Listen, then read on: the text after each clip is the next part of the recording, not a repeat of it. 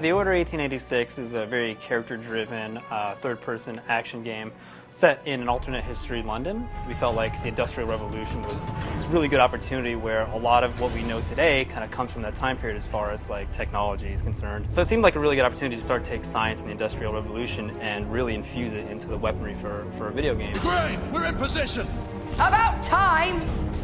For us, the gunplay, while it's very much at the forefront of the core mechanics of the game, we saw opportunity to kind of go in there and go, wow, like, what would you do if you could take any science that they did know about and actually apply it to a weapon? It's something that today we kind of take for granted, that a lot of things that are developed scientifically are actually ending up, being used against people as weapons. So this kind of was, it was kind of cool to see that maybe happening for the first time here in the 1800s of our game.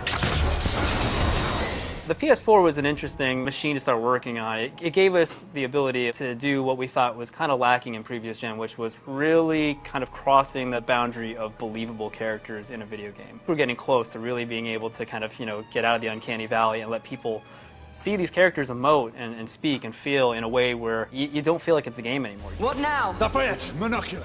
Part of that was developing a performance capture process that would allow us to actually take those performances and really get them as genuinely as possible into the game.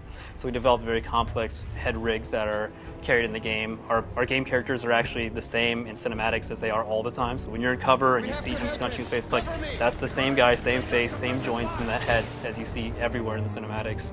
It starts to kind of really blur the lines between what is cinematic and what is game, which is why we call the game film. Like the whole game feels like a movie.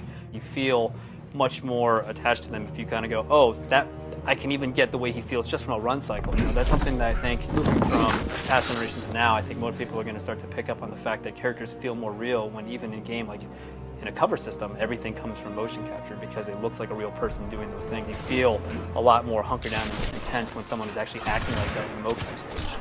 We have a really strong vision for the game. We just want to make sure that it's done right. So we have an early 2015 release for the game, and it's going to be exclusive to PlayStation